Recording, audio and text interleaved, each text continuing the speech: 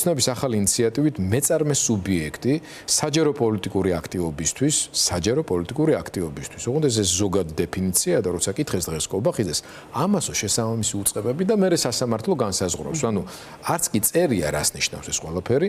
საჯარო პოლიტიკური აქტივობისთვის დაჯარიმებდება შესაბამისი ცვლილებები შედის სამართალდამღებელთა კოდექსში, სადაც დგინდება ახალი ადმინისტრაციული სამართალდარღვევა მეწარმე სუბიექტის მიერ ისეთი საჯარო პოლიტიკური აქტივობის განხორციელებისთვის, რომელიც არ არის დაკავშირებული მის ძირითად სამეწარმეო საქმიანობასთან, ასე წერია, და ამ სამართალდარღვევის ჩადენის შემთხვევაში სახელმწიფო აუდიტის სამსახური მეწარმე სუბიექტს დააჯარიმებს 20,000 ლარის ოდენობით, ხოლო ქმედების განმეორებით და ყოველი შემდგომი ჩადენის შემთხვევაში 40,000 ლარის ოდენობით. რო ვკითხულობ თვითონ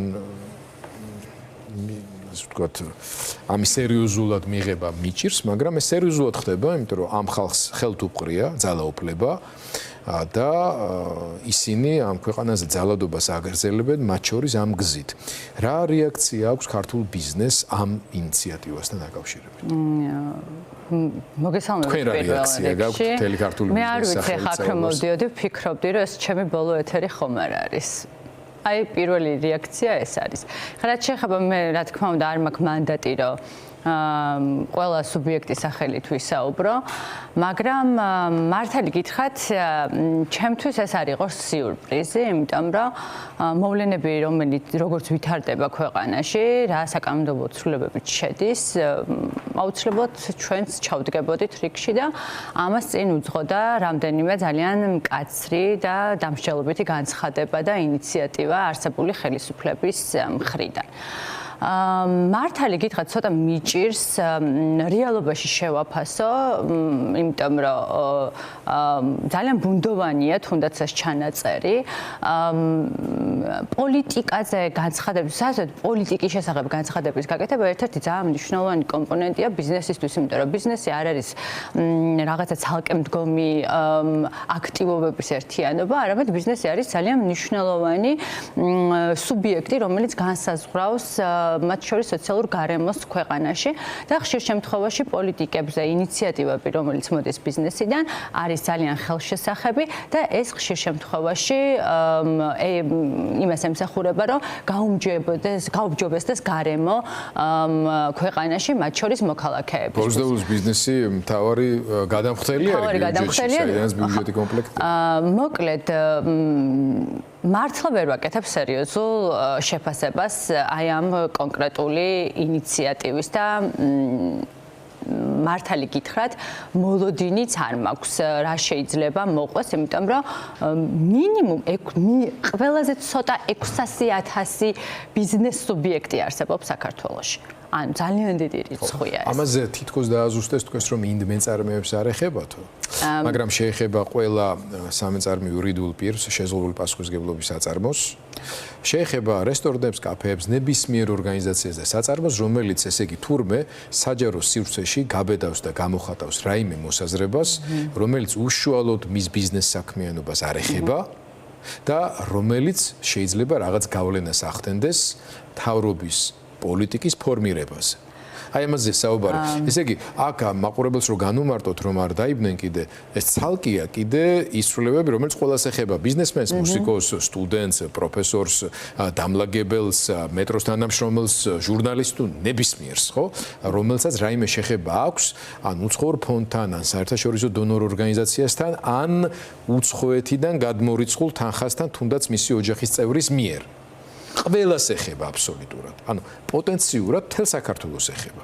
მაგრამ ეს არის კონკრეტულად ბიზნესმენებთან მიმართებაში. მაგალითად, თუ კი ადამიანს აქვს საფუნთუშე, შეზღუდული პასუხისმგებლობის საწარმო არის, იურიდიული პირი არის, არა ინდ მეწარმე და პურის ხობასთან ერთად, თუნდაც პურის ხობასთან დაკავშირებით ფასების რეგულირების თემასთან მიმართებაში მას აქვს რაღაცა უარყოფისი აზრი და საჯარო სივრცეში თქვა, რომ მთავრობა არასწორ საგაცხადო პოლიტიკას ატარებს და ჩვენ ჩაგრავს, ეს უკვე გადის ამ დეფინიციაში. და რომ მთავრობა ცუდია თუ თქვა, ეს ხო საერთოდ ამ შემთხვევაში.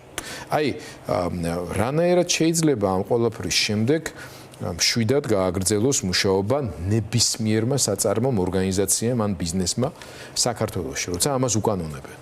მე თუ მკითხავთ, არც მანამდე უნდა ყოფილიყო ბიზნესი მშვიდად, იმიტომ რომ ამ ქვეყანაში ბოლო 2 წელია ძალიან ცუდი ცვლილებები მიდის, რომელიც იყო წინაპირობა ის, რომ დღეს ეს მოხდებოდა. არ ვიცი, მართალი გითხრათ, მე ველოდები ძალიან სერიოზულ საჯარო გამოსვლებს, იმიტომ რომ დადგა მართლად, რომ როდესაც ეს ცვლილებები აბსოლუტურად ყველა ადამიანს ეხება. და როდესაც ჩვენ ვსაუბრობთ ბიზნესზე, აი ძალიან ხშირად გვახსოვს, ახლა მე აქ რომ მოვდიოდი, ვიხსენებდი, რომ მაგალითად პირველი გაფიცვა, გამაფრთხილებელი გაფიცვა, როცა გავაკეთეთ 5000-ზე მეტი ბიზნესი იყო ჩართული ამაში, ბიზნეს არსებობდა რაღაცა თავისუფალი ბიზნესების გაიცემა, ბევრი რაღაც მოხდა. როდესაც ბიზნესი ჯერ კიდევ საუბრობდა და სამწუხაროდ ბოლო 1 წელია სულ უფრო და უფრო გაჩუმდა ბიზნესი და ჩვენ ყველა ეთერში, ყველა არხით რითაც შეგვეძლო ვამბობდით ამას, რომ აუცილებლად უფრო ცუდად შემოგვიბრუნდება ეს დუმილი და მოვედით აქამდე. დღეს ვფიქრობდი ზუსტად იმაზე, აი თქვენს მანამდე წინა სტუმარიზაზეც საუბრობდით, უბრალოდ ისეთი ტიპის ცვლილებებზე საუბრობს არსებული ხელისუფლება, რომ აი ამ დროს რა არის გონივრული, რა უნდა გააკეთოს მოსახლეობამ, ბიზნესმა, განათლების სფეროს წარმომადგენლებმა. ჩვენ ისევ არაფერი არ დაგვრჩენია გარდა იმისა, რომ მაგალითად გავიდეთ და სადღაც ჯერ კიდევ გვაქვს საშუალება, რომ საკუთარი აზრი დავაფიქსიროთ. მთელი კასკადი რაც ხდება ამ ბოლო პერიოდში ამ მოვლენებს ერთმანეთს თუ დაუკავშირებთ, ერთი საფუძველი აქვს, ეს საფუძველი არის ის, რომ როგორ გაგაჩუმა. როგორ არ ამოგაღებინონ ხმა და მე ძალიან მჯერა, რომ საკმაოდ გონიერია ქართველი ერი და ამას არ დათმობს. მე მჯერა ყოველ შემთხვევაში ამის რა ფორმა იქნება ამას ბიზნესი როგორ ირეაგირებს ამას კიდე შევხედავთ ჩვენ იმიტომ რომ ეს არ არის ერთადერთი ინიციატივა მანამდეც ისეთი ინიციატივები ქონდა არსებულ ხელისუფლებას რომელიც ძალიან უხეშად ერევა უკვე ბიზნესში და იმის საუბარი და წლების განმავლობაში ჩვენ გვესმოდა რომ ამ ქვეყანაში ბიზნესი არის თავისუფალი და ერთ-ერთი მოკლედ მესიჯი ეს იყო ამ არსებული ხელისუფლების ეს მესიჯი აბსოლუტურად ჩამოინგრა, ასე ვთქვათ და კი ბატონო ქვეყანაში სადაც დოულაც თითქოს ოღონდ არ შეეხო. კი, მაგრამ ქვეყანაში სადაც დოულაც ქმნის ბიზნესს აქვს ძალიან დიდი ძალა თუ სწორად და კონსტრუქციულად გამოიყენებს ამ ძალას. ბოლო კითხვა მინდა დაგისვათ, ლარისა, ერთ-ერთი მიზეზი ჩემი აზრით არა ზოგადად ყველა ადამიანისთვის გამოხატვის თავისუფლების შეზღუდვა და შიშის ატმოსფეროს შექმნა არის, არამედ თავად ბიზნესში ისეთი კლიმატის ჩამოყალიბება და გამყარება, რომ მან არც კი იფიქროს პოლიტიკის მხარდაჭერაზე, არ იფიქროს მედიის მხარდაჭერაზე, არ იფიქროს დემოკრატიული ინსტიტუტების მხარდაჭერაზე.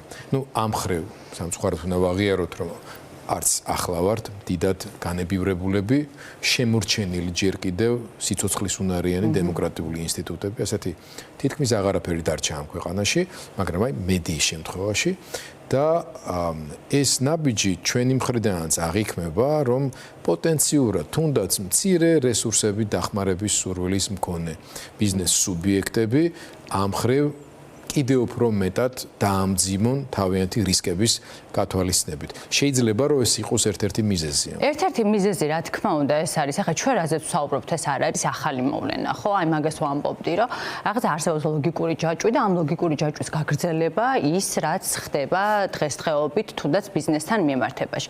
უბრალოდ ნახეთ, როგორ არის ბოლო 20 წლის განმავლობაში ბიზნესი საქართველოში მაინც ფორმირდებოდა ისე, რომ ის უნდა ყოფილიყო თავისუფალი, დამოუკიდებელი.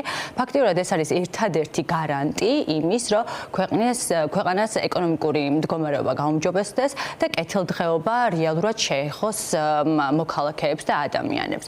ამიტომ მე ვფიქრობ, რომ როდესაც ჩვენ ვსაუბრობთ, რომ რა საფრთხე ემუქრება დემოკრატიას, აი იგივე რაღაცები შეგვიძლია ჩვენ ბიზნესის ფორმატში ვისაუბროთ და ვთქვათ, რომ აქაც ზუსტად იგივე პროცესები მიდის.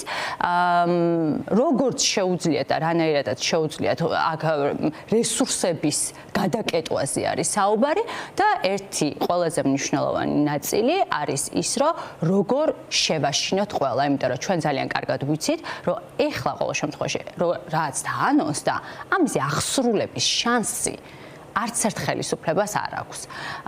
წარმოუდგენელია. დაიწყებს მასობრივად, მაგრამ შერჩებით გადაწყვეტ ზუსტად ამოცანა ეს არის, რომ მას კონდეს ნამდვილად ვერკეტი და რა თქმა უნდა, შერჩევითი სამართალი იარსებებს ამ შემთხვევაში, ხა ესეც ძალიან კარგად გვესმის, მაგრამ მოდი ვთქვათ, რომ ამ ქვეყანაში უმრავლესობა არის ლიბერალურად განწყობილი, დემოკრატიული ღირებულებების მქონე ადამიანები და ბიზნესები, ეს აუცილებლად უნდა აღნიშნოთ და ის ბიზნესები, დიდი ბიზნესები, რომლებიც მეტნაკლებად ცდილობდნენ, რომ ნეიტრალური პოზიცია ქონოდათ, ახლა ზუსტად არის ის დრო, რომ აუცილებლად ამოიღონ ხმა და მართალი გითხრათ, აი აქამდე ბიზნესმენები, რომელიც უფრო ესე ემჩნეოდათ, რომ რაღაცნაირად ნეიტრალურადაც იყვნენ და უფრო ისეთ განცხადებებს აკეთებდნენ, რომელიც არსებული ხელისუფლების წისქვილზე ასხამდა წყალს.